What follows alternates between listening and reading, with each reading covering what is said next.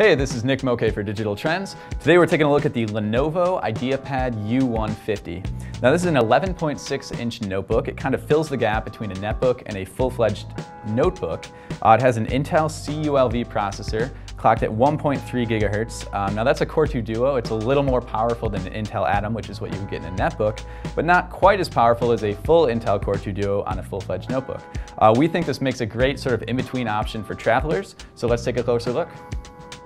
So a few things we really liked about the U150. The first thing you can see here is this 11.6-inch screen. That's definitely at the upper end of what you would find on a netbook, and it has very high resolution. It's actually 1366 pixels by 768, which is really quite a bit of room. That's the same size we found on the Sony Vaio X, which is a really expensive netbook that we really liked a lot. On this screen, it actually gives you a lot of space to maneuver. It feels right. It's not too tiny. It's easy to read. We really like the display on here. It's bright as well. The only minor complaint we have, it only goes back, maybe about 45 degrees from vertical.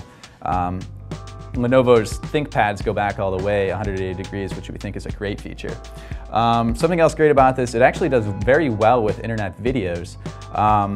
Stuff like YouTube all the way up to 720p is fine. That's something that we found on netbooks. Typically, they don't quite have the horsepower to handle that. And you can actually watch downloaded video in 720p quality as well. It doesn't quite do 1080p, but with this screen resolution, there's really no need to unless you wanted to hook it up to a TV and try to use it as a home theater PC. The keyboard and mouse touchpad on this are actually great as well. The keyboard, it's not the chiclet style that we often find on netbooks. It's a regular style keyboard. It works great. No complaints there. It's pretty close to full size. We picked up typing with it no problem. And this touchpad has pretty nice feeling buttons. And one of the great things about it, which sometimes companies mess this up, it has a matte finish which doesn't really snag your finger. Even if your hands are a little clammy, you can drag your finger across here very easily. It has little dimples on it as well, which are not overpronounced like we've found on other notebooks as well. So both great features. Some drawbacks to the U150. It feels a little bit cheap. Now this finish is kind of take it or leave it, but it has a little bit of flex to the lid. It isn't the most solid feeling thing, but considering that it's running against netbooks, which generally don't feel very solid at all, that's sort of excusable in some ways. Also, one thing we really didn't like, this annoying software bundle. You can see there's about 11 things on the desktop here. This is exactly as it comes straight from the factory from Lenovo. There's just a lot of junk on this machine, which is something that we've sort of noticed with IdeaPads in general.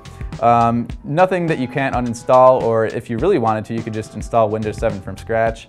Nothing that would prevent this machine from being highly recommended by us. We really think that if you've tried netbooks before, they're not quite powerful enough, but you don't really want a full-fledged PC, this is something that might be an excellent in-between option.